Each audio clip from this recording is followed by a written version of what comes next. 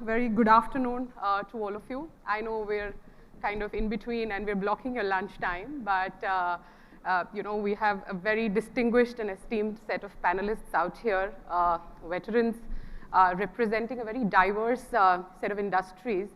And we've already had a round of introductions, so I'm going to dive right into our discussion so that we spend maximum time out there. The topic was already up here, back to human, putting humans at the center of employee experience. Just a quick context setting that I wanted to do.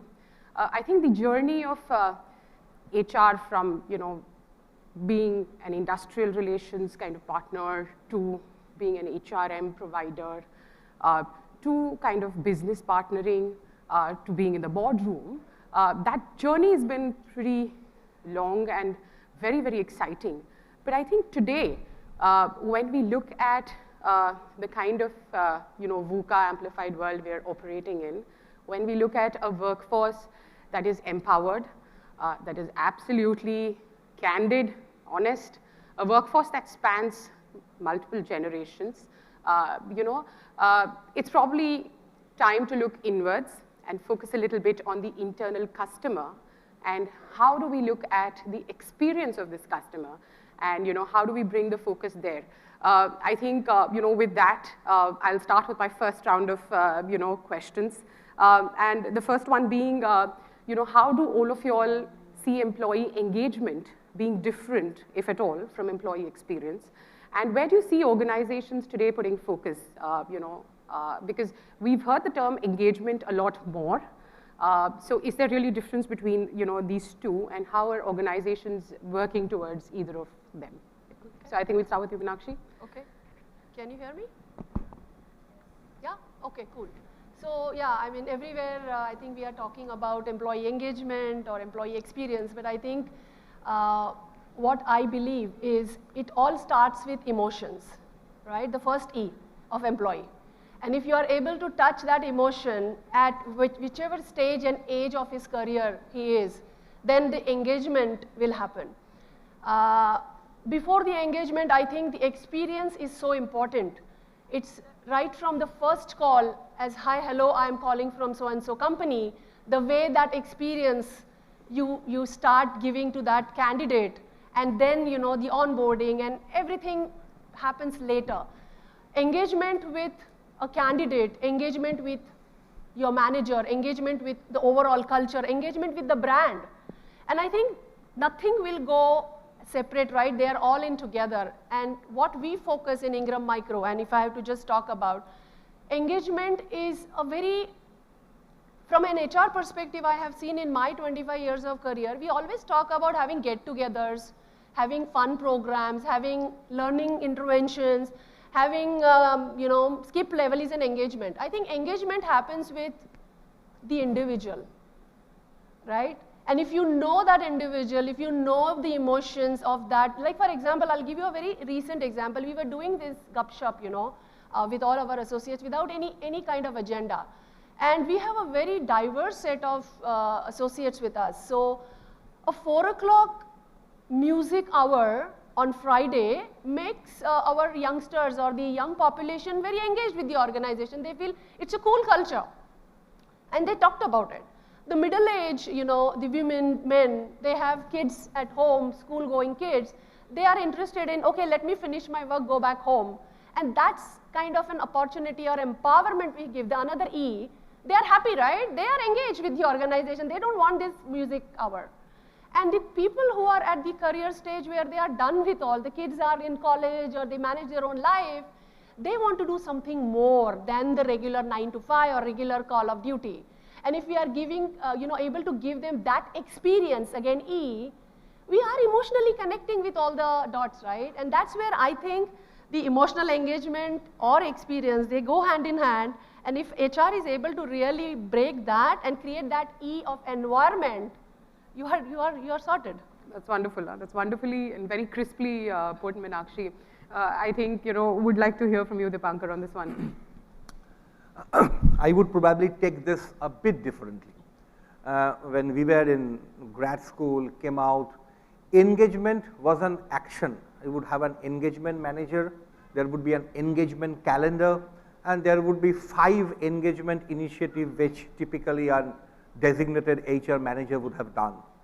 To a world where we are talking about experience. And the way I differentiate is, engagement had been too much of a top down. Somebody told us that this annual get together has to happen without thinking whether it actually engages everybody or not. And there would be those 5 events that we have planned around the year. Experience is more wholesome. Experience is more, which I would think is a design thinking, where you get into the employee, understand what is really their trigger, and then identify those moments which really makes you feel good, and then you continuously make sure across the organization. And to me, that's very similar to what organizations and most have cracked so far as their customer experience is concerned. Imagine the kind of customer experience we had 30 years back, where the organizations defined how do I need to deal with the customer, to the way data analytics, more customization happens, AI comes to kind of tell me exactly what I am looking at, compared to what kind of experience we used to have 30 years back as a customer, as a user of a product or a service. I think employee experience need to traverse that journey, and we are at the beginning phase, and that's where technology, better insight will tell you that group A kind of employee likes the music class in 5 p.m., whereas group B would like something else. And that is where I would want to differentiate as to how we traverse the journey from engagement to experience. Okay, that one was actually my follow-up question, you know, on whether organizations have actually started looking at the employee experience journey from the customer experience lens, right? Because at the end of the day, they are your internal customers, they are your biggest champions, and you know, so I think I would add that question to you so that we can cover more ground, and I'd like to hear from both of you on, you know, the first and the second aspect that you brought out. Yeah, I think while, I mean, in the spirit of being different, let me take another crack at employee experience versus employee engagement. I would look at it from two different perspectives. If you say employee experience, I would want to call it a little more individual. It's specific, it's personalized, it's about me as an individual. Whereas when I look at engagement, I look at it from the lens of an organization.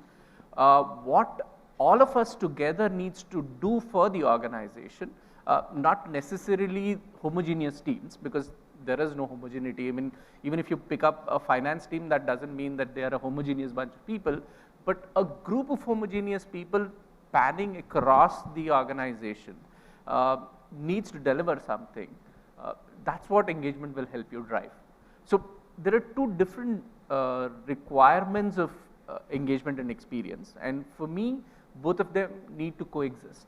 It can't be that we have to traverse from engagement to experience, or we would have to, I would call that there should be two separate sets of individuals and focus areas for organizations to look at both engagement and experience simultaneously and continue to work on it. And that's where I think, borrowing from the second question, that's where customer experience comes into picture.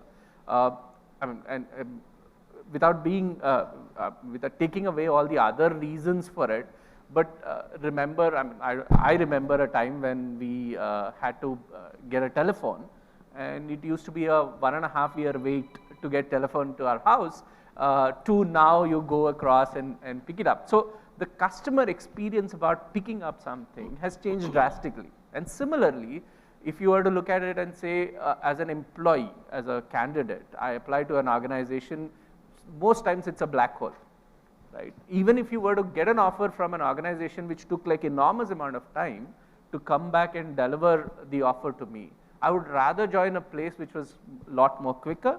It kept me abreast with what was happening to my candidature, and finally gave me the offer. Even if it was 10% lower, I would rather go with that organization. I hope that 10% works, but I don't know. Everybody's now wanting 50% more. So having said that, at least there is a differentiation that we'll, as organizations, be able to create using experience. I think experience will be a differentiator, engagement will be honestly BAU, need of the hour, it's a continuous piece. So we will have to use it together is how I look at it. We should hear from the engagement, expert here. So, over to you, Neetu. Yeah. Okay, so according to me, employee experience is a subset of employee engagement, and signature experience leads to employee engagement. Because today I think automation or making some tech available to the employee so that their pain per minute is reduced, all those things are being done by, I think, almost all the companies. But what is that one signature experience, okay, that is making me engage? And we are also talking about diversity these days a lot. And I really liked the question which was posed by one of the recruiter to the previous panel, why we are not looking at diversity of talent across when we are looking to hire somebody in our own sector. So over here, with more diversity, people are looking for customized experience.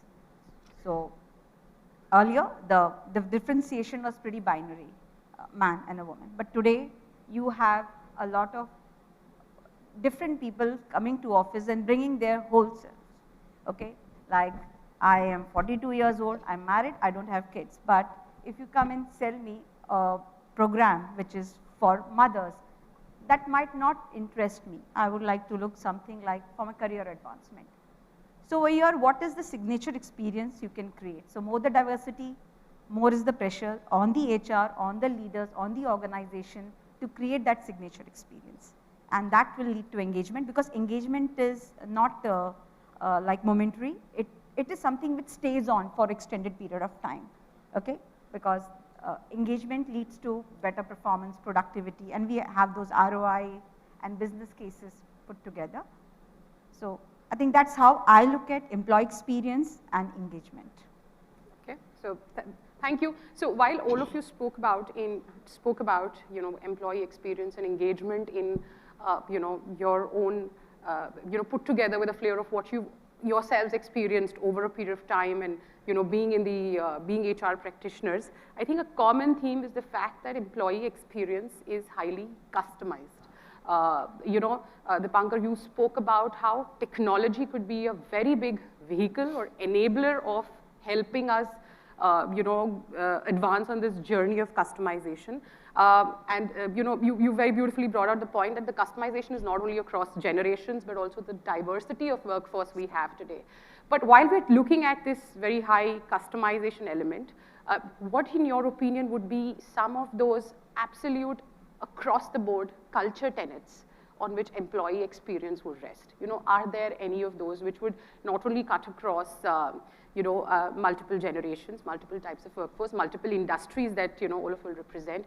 Do you think, I think communication came out as one of those, but do you think there are some 2 or 3 rock solid common cultural tenets which would actually tie employee experience across the board? Yeah, so I think there are few things which are very fundamental irrespective of whichever industry, whichever company, whichever gender, whichever age you are, right? Something to do with integrity. We have been taught about it in our childhood, right? I mean, you need to tell the truth. How many of us are comfortable doing that in the corporate set of world, right? I mean, we are always trying to impress somebody rather than express yourself, right? We need to be always politically correct. And if we are talking about being authentic, that is one of the value system. Are we really doing that? Answer is, I'm not sure. I don't see that happening. And if somebody does that, that person is generally being called as, oh my God, right? To be avoided, right? I mean, because he tells the truth. And truth is never good to hear. And that's where I feel that if we are able to really define the values and not to be put on the slides or the boardroom, if it is being seen in the actions, people are going to trust you more. You don't have to then have employee engagement survey to find out. It's like if you call them as a family, we don't ask family every day, how are you? Are you happy with me? Right? So there are certain things where you need to take the relationship, which is the second one, where you need to take responsibility of everything, right? As a mother, you take a responsibility. As a wife, as a spouse, as a sister, brother, child, you take responsibility of your life, right? And that also comes at the workplace. Nothing changes. It's all fundamentals. And lastly, I would say the third thing which stands out for me is courage. You don't have to be popular by saying wrong things, right? You just say the right thing and just be, I mean, if you are born to stand out, don't try to fit in. So that's the way I would like to put it. I mean, even if it is like standing alone, it's okay. Dipankar, your thoughts on this, please. So in the perspective of how do some of the basic tenets of culture fit in as we use experience and engagement through technology, I think two primary things stand out for me. One is the flexibility of your approach, whatever you design, the agility with which you bring that flexibility, the mindset to accept flexibility. We were talking about work from home and all of that, because they have created a lot of positive miles on engagement in the recent years. Now you have senior people in the system grudgingly accepting this change, and hence flexibility to adopt change, understanding the agility around what kind of design I do because employees will come up with myriad expectations, and hence being adaptive to it would be very important. That is first. And second is creating choices, because it's not only that the millennial is only talking of choices, there will be an induction effect. The moment millennials start getting their choices and their bouquet of experience, even the generation who is before that, they would then also, because at any given point of time, at least 3 generations in an organization work together hand to hand, and there would be induction effect across board, and hence creating choices customized for each of them. Is the other thing that we have to keep in mind, that as an organization, are we agile in providing choices and accepting that? I think these are the two things that really have to be kept in mind when we embed the cultural tenets in using technology for engagement and experience. Okay. Great. Yeah, I think between Meenakshi and Dipankar, they've covered the entire spectrum of what is required to be done. Go the other way around. Yeah, I will. I surely will do that. Just to give us the chance to say the same things. Yeah. First, but. Yeah. So I think in addition to, and to kind of take it from there, one of the things that stands out for a lot of organizations is being unconventional. It's not following the conventional norms, which is going to make a big difference in the way things are going to develop. I mean, what we've seen in the past during the pandemic, or even during all the other things that were happening. I mean, even when the crisis hit or some of the other issues happened, the organizations which have, I mean, if you've read the book Built to Last, it talks about the organizations that have weathered all of this are people who have done things a little differently, and that being unconventional, being asking the question why and why not, rather than accepting it as a norm, will become the bedrock of ensuring an organization gives the best experience. So, for example, why should I punch in? If I want to give flexibility to the people in the organization, I have to ask every process that is there. Why do I need to submit the bill? Why do I need to punch in? Why do I need to come to office and then go to my customer's place? Why can't I go directly to the customer's place? So like that, there are multiple things that we do in an organization which have been deep rooted because of the way things are being done in the past, while we are trying to, on the top of it, create a layer of engagement and experience. I think that will not stand. That layer is going to come crumbling down if you do not change those fundamental things that we have kind of been told to accept it as it is. So being unconventional, opening up to being unconventional for organization is going to be the most important part for us to achieve everything else that we are setting out to. So I'm going to add a slight pivot to the question that we've been passing around. So some of those cultural tenets have come out, pretty strongly, and I think there is a lot of agreement. So, if we, have to have the courage, be honest, be authentic, then it's about ensuring that there is a lot of trust and freedom which we're willing to accept, you know, as employers or, you know, as organizations we're willing to accept. But how do we build and make some of these actionables, especially when we have evolving work models? We have work from home, we have gig, we have extreme amount of flexibility which has come through, you know, let's say accelerated because of the pandemic. And we also have this, you know, entire diaspora of the workforce itself. Okay, so according to me, I think the way we work has changed. So like the normal supervision has gone away. I don't want my boss to be hover over my head and make me complete a task. So maybe the way we do our performance appraisal, rather effort, yes, important, but outcome, can we be more outcome focused? I think consulting, ITES, banking and finance, they work that way. Sales, in the previous panel, somebody mentioned that being in manufacturing organization, they have made salespeople work from home. Yes, so I think the way you manage your performance appraisal, and the second thing is the culture. Culture is very important because we are talking about trust, okay, and transparency. So if I have trust my person, I'm not bothered whether the person is going to take afternoon nap or maybe they are playing or doing some household work. So I know the trust part is clear, the value system is in order in the organization.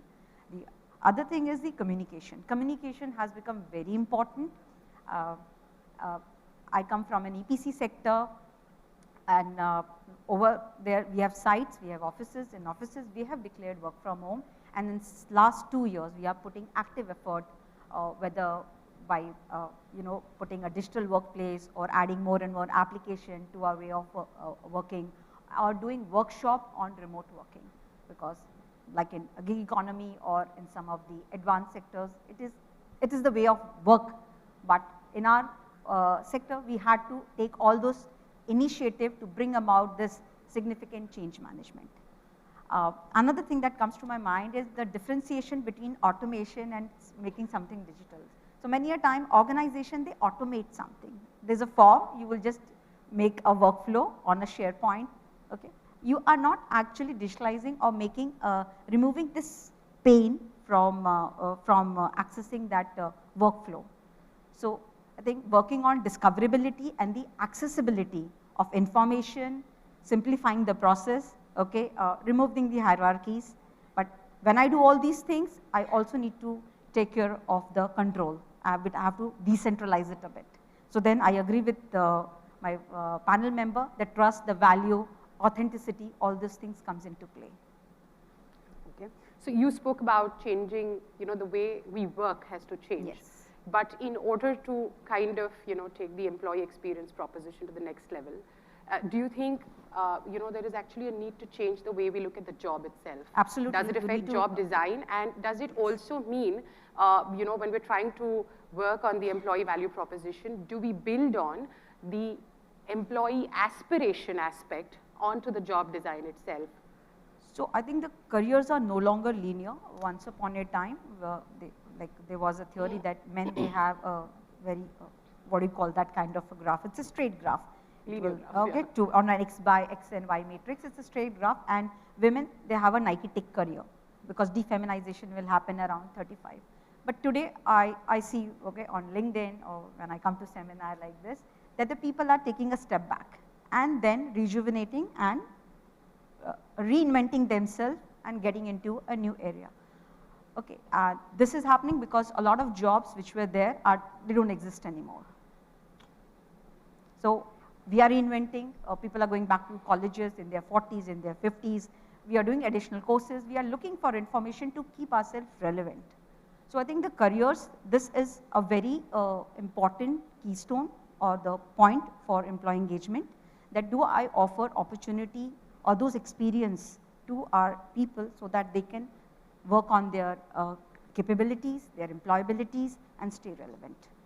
So I think it's extremely important, and job design comes into it because pre-pandemic there used to be a lot of non-value adding work, okay? Tech takes care of that. Once we automate something, it does that. So how we can, you know, constantly like take care of those elements which are like probably low effort and low on impact, and focus on things which are high effort, high impact. So That's how I think I would like to put it. So Ramakrishna, you've been a banker in the banking industry for a decade, and you're still in the financial services. And a lot of the jobs, the core jobs out there, do you think this applies to that as well? Is there any way to kind of look at the job design and the work itself, and also look at the employee aspiration lens to kind of, work on the employee value proposition of increasing experience for the employee? I think it kind of matters to every industry, and I can speak about banking and financial services, having spent majority of my time there, before which I was in manufacturing, so I can kind of pick up a few points from there as well. But I think what is important is that the work itself, like you're saying, the work itself is changing. The way in which we were defining the role of a relationship manager in bank has undergone tremendous change with from the time, say, SBI was ruling the roost, to the new age banks, and now small finance banks, to the payment banks, and so on and so forth. I mean, I don't know how many of these models will work, but honestly, there is a lot that is changing in the work itself in the financial services space, which is leading to two things. One is that, yes, we'll have to redefine the job, etc. But are we also going away from the fundamentals of what we need to deliver for the customer? And therefore, what do we need to deliver for the employee? The employee is looking for meaning. Employee is looking for making a difference in the job that they're doing. And that fundamental piece cannot change. When you're designing the job, you'll have to look at that part more carefully than anything else, which you were doing before, and say, okay, can I continue to provide meaning while I know that the way in which things are getting done will be different. Today I have to meet the customer face to face, tomorrow I have to do it on Zoom, day after tomorrow we will both have our digital avatars meeting at some coffee shop and doing that in the metaverse. So all of that is going to change. But the fundamental point that I am going to help this customer have a financially secure life is not going to change. And if that element, if we continue to bring it back into the job design, about make sure that the employees are able to see it when they're picking up the job, I think that is going to make a large difference. And that is not going anywhere. That's a very interesting point. So how do we make employees, see this, realize the meaning and value they deliver, and, build in that, the aspect of belongingness and the fact that I'm actually making a difference and I'm contributing. How do you think organizations can work towards actually, bringing that into focus? Okay, so I represent an FMCG organization, brick and mortar. You go to the shop, buy our product, come back. That's how we have operated for the last 100, 150 years, or all across. And suddenly, more than anything else, last 2 years, pandemic changed, where you stopped going to shop. You ordered everything online. Products were delivered in your place. There were companies which emerged, which do not anymore sell in the routine mom and pop store, and they are only available online. And for companies like us who have existed for several decades, it's a big shift for them. And hence, when you design job today, you have to specifically think, how do you hire people who are omnivalent, who can move across channels? How do you make them think across channels, and not only through a specific channel? The way you would engage with a customer when you are dealing with a distributor in Masjid Bandar, and when you are thinking of a customer who is a millennial who is buying online your product, the levers are very different and the engagement are different. And what we are doing currently is, when we are hiring, we are looking at some omnivalent skill set, and not really, which typically happened in our industry, कि उसको वो channel पता है कर लेगा. Do something, and that had been a very big driver. Do something, कि can he also do these 3 other things? Because you do not know where your business is going to come from. For a huge period, our entire normal GT trade, as we call it, the the general trade channel, was almost coming to nil, and they are slowly coming up, whereas other channels have come up.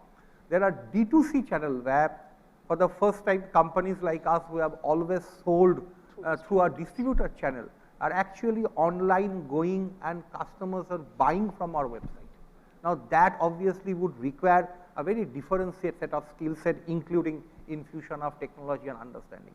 Understanding of analytics, because the universe that you are taking up is significantly higher, and hence the job design today would very largely define, and the onus would be on HR to ensure that the job design actually represents the changing face of the business, and the way the demand of the business is changing. Okay.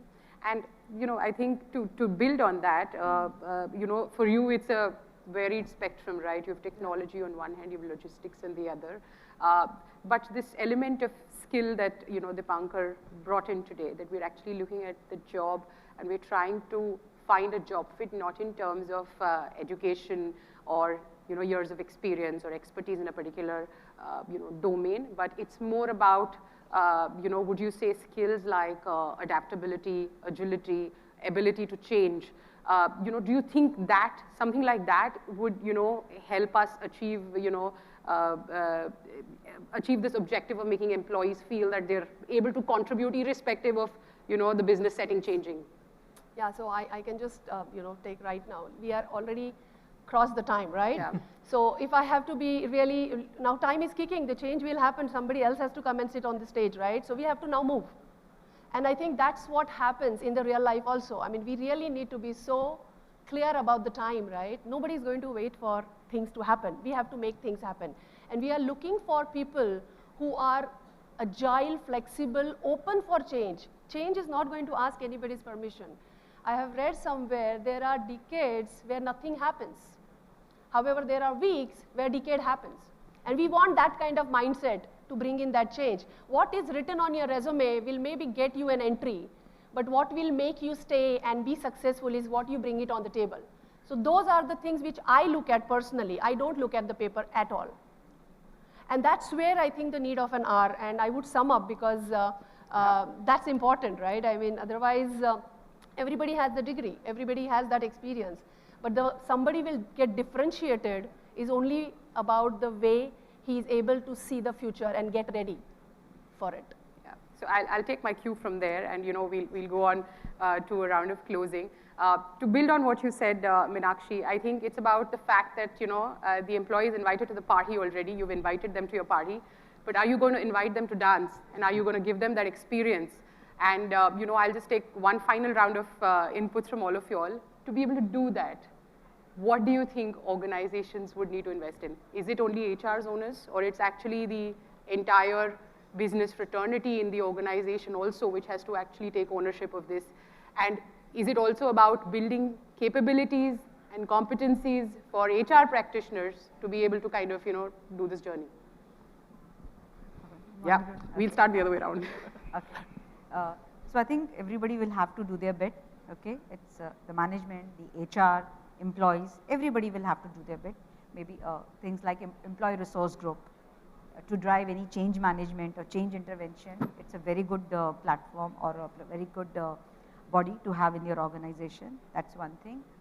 So yes, so I think it is a responsibility which is on everyone's shoulder, but maybe the management and the HR has to take the lead, because we are the people advisor, okay? And it's all about people. We are talking about employee, they're human beings, so we are the advisor for them, and we will have to take the lead. And do you think, Ramakrishna, would this have to be, incrementally done? We've not seen a lot of incremental changes, being brought about in employee experience, but do you think that works? Or, it's that time when, organizations need to think out of the box, totally disruptive, to kind of bring this to the table? Yeah, I think it has to be transformational. I don't think incremental is going to work anymore now. The other day I was telling somebody that can I build a recruitment process which is not driven by HR? Just take away all the HR folks from recruitment. We should be just building the brand, which is the organization. Build the organization's brand, that is HR's responsibility. We will have to move from being sales, which is recruitment is sales, to marketing. which is building the brand and trying to create that factor that will pull the people in. So I think the HR folks will need to make that transformation. That's one example, and that's maybe a little more closer to my heart, which I'm trying to deliver. I mean, we've been hiring, I mean, not a big thing, but 400-500 people in the organization every year. I just have one person in HR driving recruitment. So can I continue to do it that way? Can I continue to say even that one person will not focus on the sales part, which is the recruitment part, but focus on building the brand part? So that's the kind of transformation that we need to see in the organization. Okay, thank you. And if we were to do all of this right, what are the 2 or 3 key takeaways you would want your employees to always cherish, which actually defines that employee experience for them? So I will just absolutely please build on it. Just build on what Ramkrishnan said. Is it has to be transformational, and transformational in a reverse direction. HR need to do less, and do something which impact more. Because when you talk about experience, one of the best experience you have is ability to have freedom, and maybe some of the new age companies can afford to have only one employee, but we are saddled with so many past legacies of HR is the policeman, HR is the policy keeper, we are the conscience keeper. How many HRs have actually unbundled them and put the onus back on the employee, put the onus back on the manager? How many times we have allowed managers to own their people, managers to own the policy, give flexibility. And then the HR sales becoming HR marketing, the HR policies become HR empowerment. The engagement is something where you really feel like joining, but not because an HR mail has come, otherwise wo number rakhega ki main attend nahi kiya. I think that's what transformational change we are talking about. Very difficult, and we are all caged in because we represent the different generation. We talk, but not very easy for us to go back and implement. And I think that's something that we need to do. And today, just to add, I have equal number of unengaged or disengaged employee as much as I have, and I am confident that Uber in Mumbai have equal number of engaged driver as much as disengaged driver they have, despite being gig. So I think we are sometimes overdoing. If you are doing the right thing, you will continue to have disengaged people despite doing everything, and you will have engaged. The same that happens with gig workforce. And hence deciding what's the base factor would be very important. Got it. Any final thoughts on this one, Meenakshi? I think we've heard quite No, I would not take much time. Maybe the last thing what I would say that we don't have to do anything differently in HR, because right now I'm doing that as a job or as a role because I'm in that function. The ownership mindset helps me to do much beyond HR. And I think everybody, all employees really need to bring that ownership mindset. It's my home. It's my company. It's my responsibility. I'm not doing it for someone. It's not a tick mark for me. Once it comes from the heart, then I'm equally responsible for everything happens on the floor. It's not just HR. And I think it has to start from HR. That's why I think somewhere I always tell my team and some of the folks, when I actually talk to them, think about it. If you want to represent HR, why there are the maximum jokes about HR department? Why there are maximum videos and the memes and you think about it. I don't see that much happening about other functions. Why only HR? So are we really representing that? Are we really showing that in our behavior?